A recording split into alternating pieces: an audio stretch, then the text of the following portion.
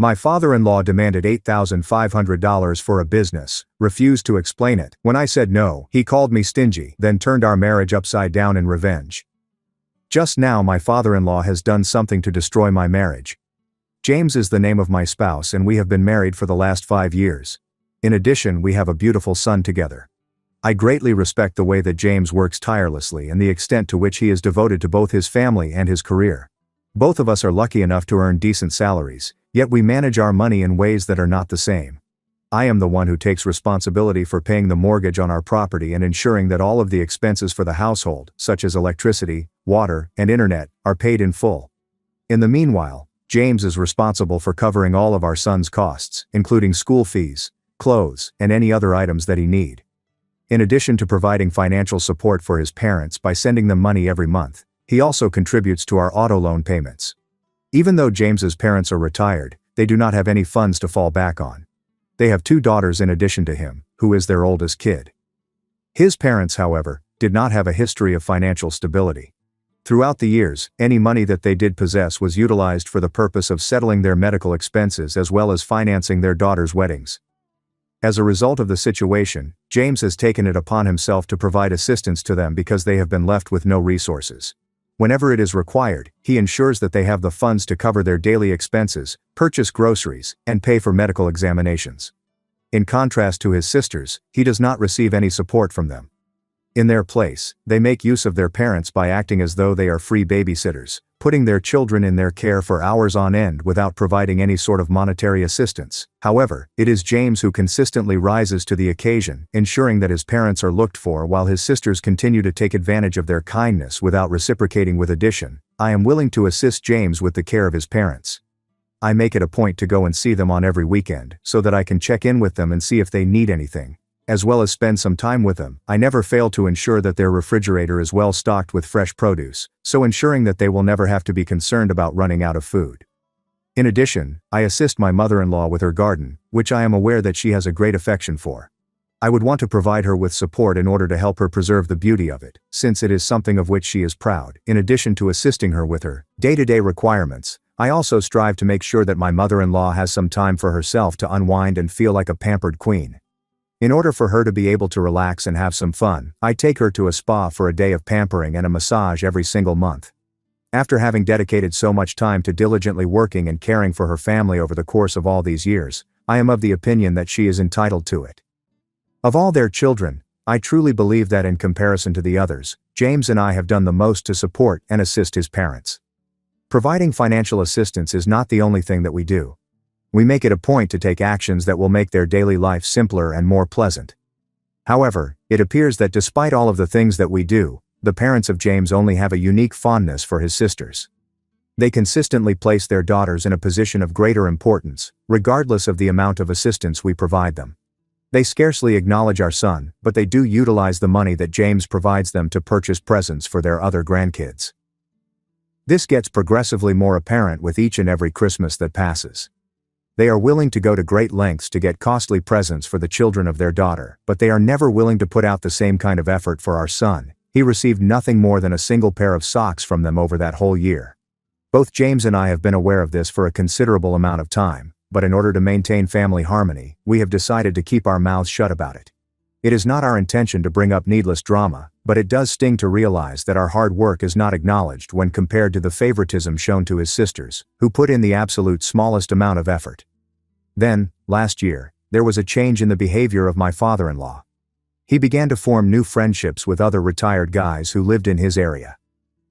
Every time that I came across him, he would be brimming with enthusiasm as he shared with me the many subjects that they were instructing him in. According to his account, they were teaching him how to invest his money and were even urging him to establish his own company. The concept appeared to interest him much, and I sincerely believed that it was a positive development. I provided him with some encouragement, with the assumption that working on a project that was solely his own would keep him occupied and interested. I reasoned that it would be beneficial to his mental health, providing him with a sense of purpose and preventing him from experiencing a sense of directionlessness in his retirement. I had no idea what was truly about to happen. Not long ago, my father-in-law approached James and me with a request that was anything from trivial. It was more akin to a demand. He informed us that he had finally settled on a company concept and that He was now in need of a significant amount of capital in order to get started. He made it quite apparent that he was anticipating our complete support in order to bring his vision to fruition. Naturally, I was intrigued and inquired of him as to what type of business he intended to establish, but rather than providing us with any specifics, he dismissed my inquiry. He mentioned that he was not going to share his concept with anyone else in order to prevent others from stealing it. That was something that struck me as peculiar right from the bat. Why wouldn't he offer us even an approximate sense of what his strategy was if he was so certain that it would work? After that, he made the shocking revelation that he expected us to give him $8,000. James and I were both utterly surprised by what happened. That favor was far from being insignificant. The sum of money was truly astronomical. My father-in-law immediately ignored the explanation that James had given, which was that we didn't have that amount of cash just laying around, and instead called him stingy. He started to urge that we should have faith in him, becoming defensive and emotional in the process. Do you not have faith in me? I am the one who gave birth to you. If I were not certain of what I was doing, do you believe that I would ask you for this amount of money? He continued in a confident tone. Trust me and give me the money. I promise I will pay you back with interest. James was astonished, but he offered a cautious nod as if he was genuinely contemplating the idea. Meanwhile, I remained seated in a state of disbelief. Something about the entire scenario struck me as extremely suspicious. My father-in-law had been retired for many years, and even before that he had never really held a steady job. And now, all of a sudden, he had what was supposed to be a brilliant business plan, but he refused to provide any specifics, and on top of that, he was making a promise of an almost unimaginable return on investment.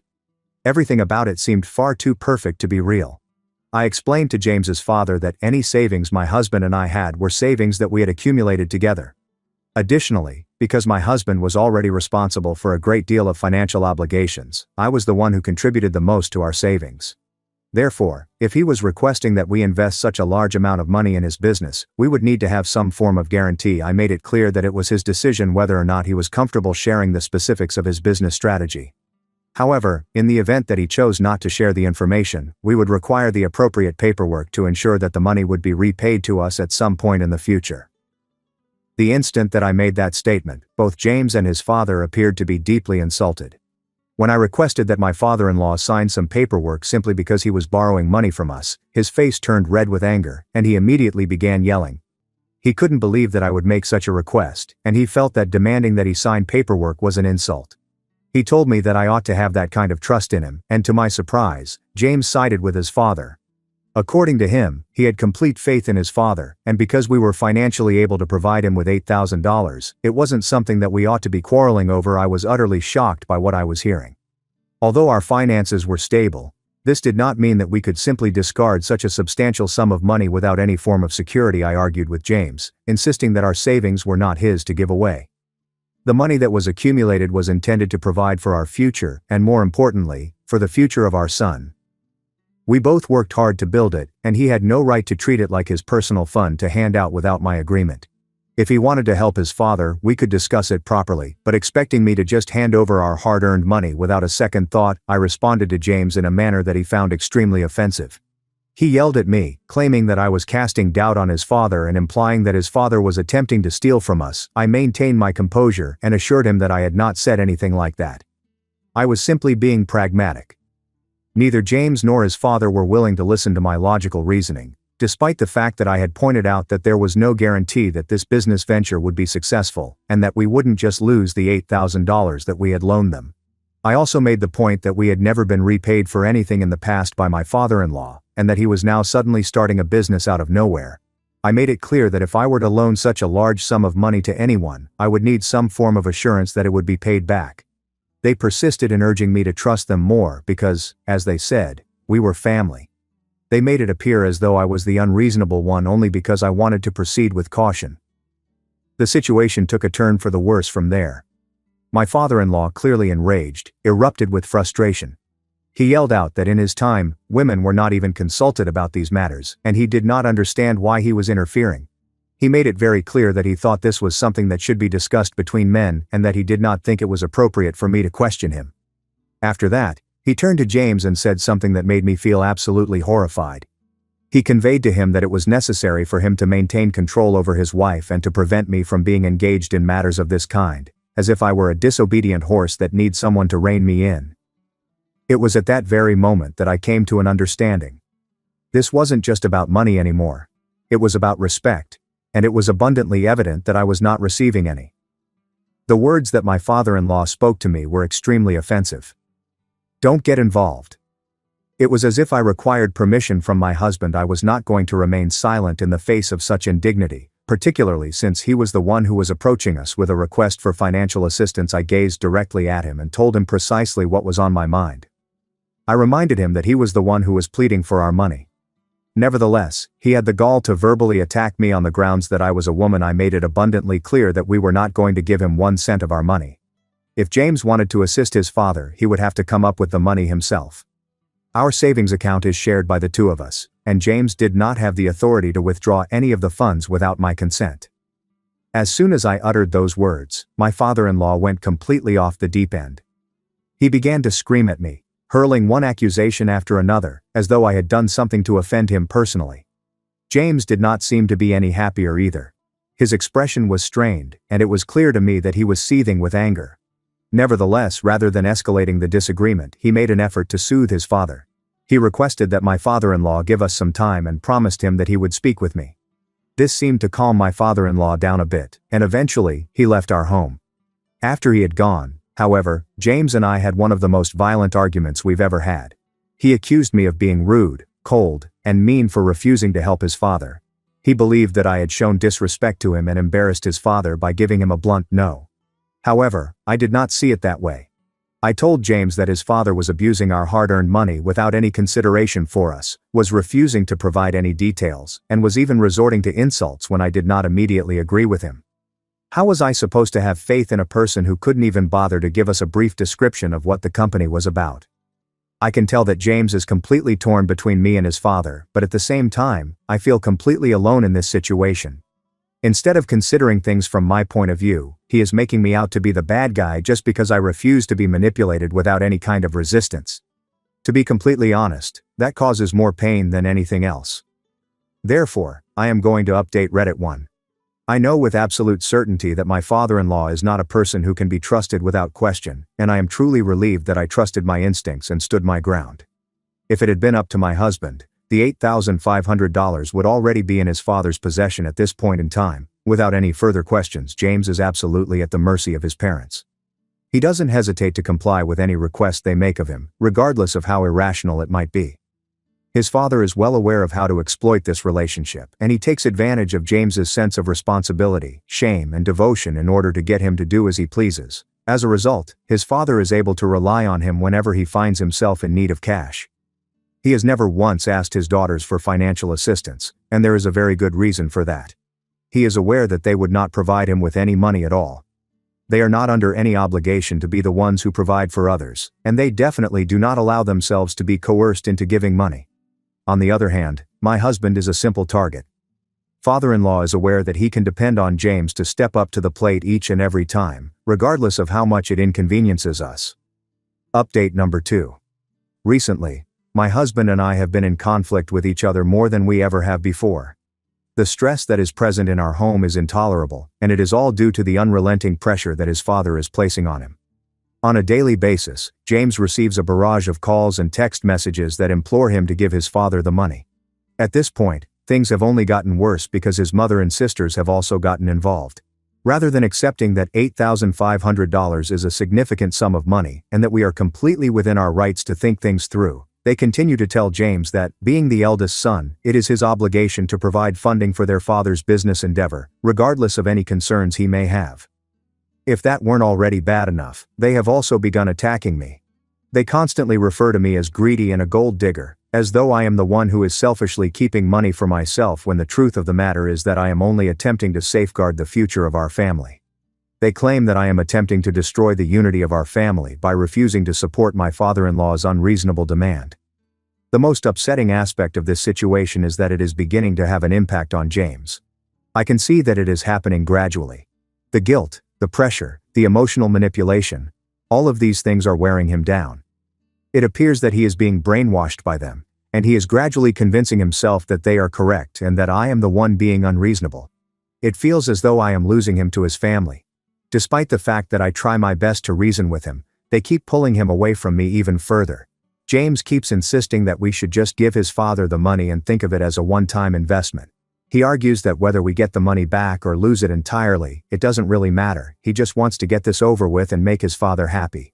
However, I disagree with him completely. I have told him over and over again that I am not comfortable with that. We are not his family's personal cash cow, and I am beyond sick and tired of them always looking to us whenever they need money.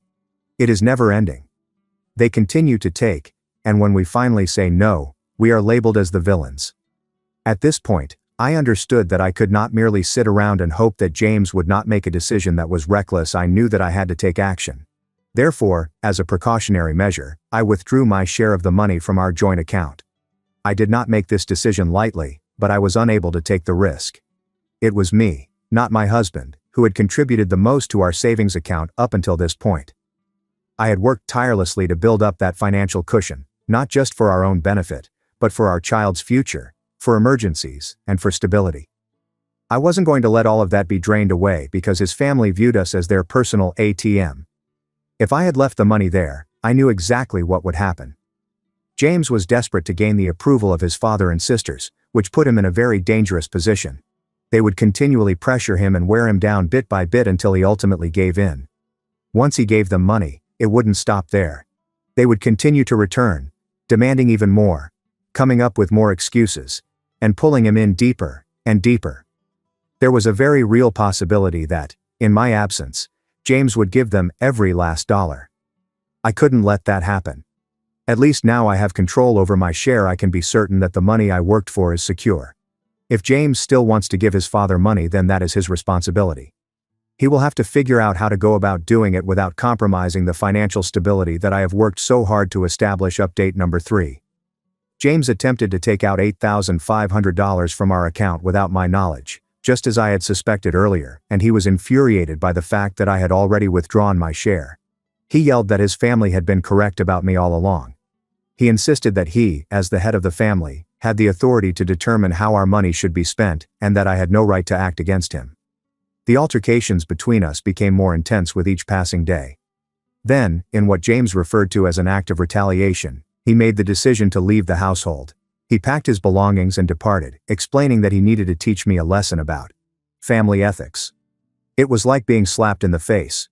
He was the man with whom I had built a life, the man whom I had loved, supported and stood by for years, the man for whom I had made sacrifices.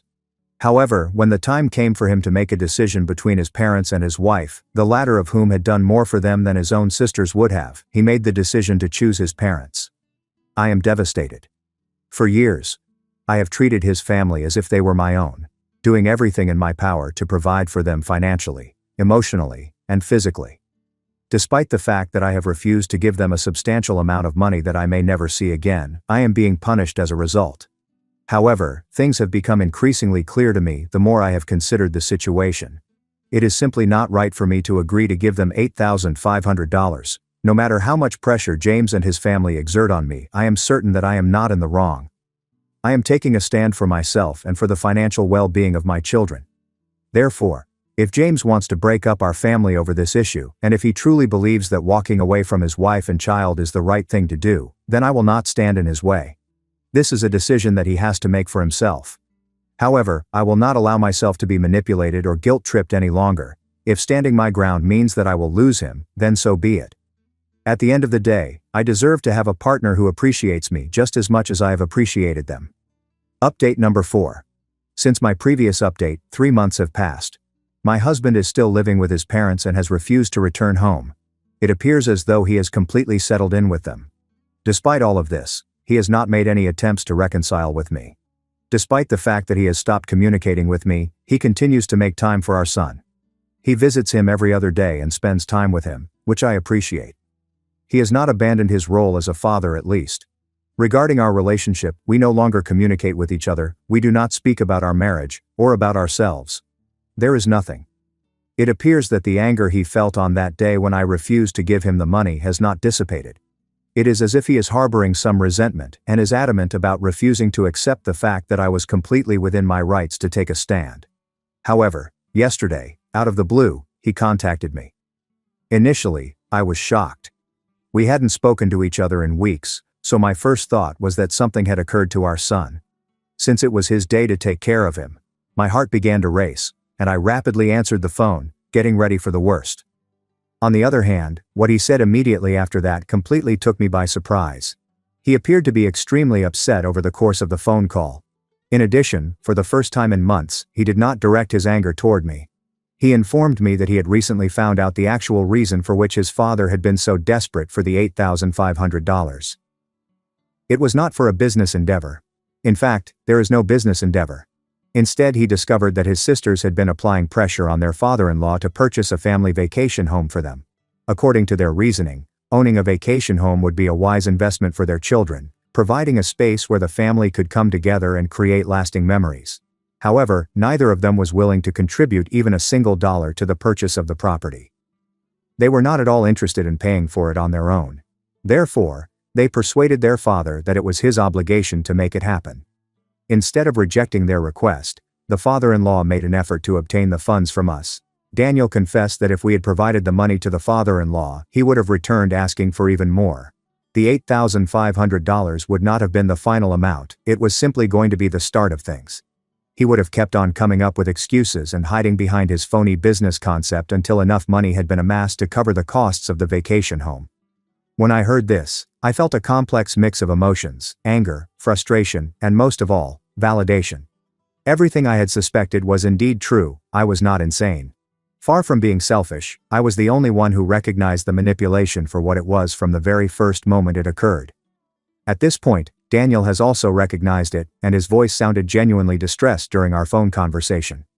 His voice was tense, and for the first time in months, he actually sounded regretful. He expressed his apologies to me, which I genuinely did not anticipate hearing after everything we had gone through together.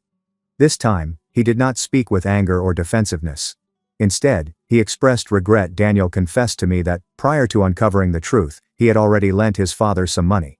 As he went on to describe how he had truly believed his father's story, how he thought that he was doing the right thing by supporting what he assumed was a legitimate business venture, I could hear the frustration in his voice. However, he had been deceived. He was greatly shaken after he confronted his father about the matter. He confessed that he had been lied to and felt betrayed, humiliated, and disgusted by the manipulation. He acknowledged that I had been correct all along, that I had noticed the warning signs, that I had safeguarded our money, and that from the very beginning, he should have paid attention to my advice. He spoke in a voice that was hesitant and almost uncertain, as though he was fully aware of the amount of damage that had been done, but was still holding on to the hope that everything could return to the way it was, before he informed me that once he became aware of the extent to which his family had manipulated him, he was unable to continue living with them. The betrayal, the lies, and the fact that his own father had taken advantage of him had all shattered something within him. He confessed that he had come to feel embarrassed because he had given his trust to those individuals without question, and because he had allowed them to persuade him to take a position against me. He went on to say that it was becoming increasingly difficult for him to remain in that house under the same roof as those who had lied to him and coerced him into making the decision to break up his marriage. He no longer desired to be in their company. He longed to return home. However, the situation was not that straightforward for me. I inhaled deeply, allowing his words to fully register. A few months ago, I would have done anything to hear him say this, to hear him acknowledge what he had done, and finally see the truth. But now that the moment was here, I did not experience the sense of relief that I had anticipated. Rather, I felt angry, hurt, and disbelieving. I made sure to let him know the precise nature of the feelings that had been troubling me. I said, "When you walked out of our home to stand by your parents, you broke my trust." It was not simply the fact that he had left. It was everything that accompanied that action. It was the way in which he had disregarded my concerns, the way in which he had permitted his family to insult me repeatedly. He had painted me as the villain in the story simply because I had refused to be taken advantage of. This had made me feel like an outsider in my own marriage. He had made it seem as though my opinions didn't matter, as though my financial contributions and sacrifices meant nothing, and now, after months of choosing them over me, after watching me suffer through the humiliation of being called a gold digger and someone who was breaking up the family, he suddenly wanted to come back. I didn't feel as though it was right for him to come back.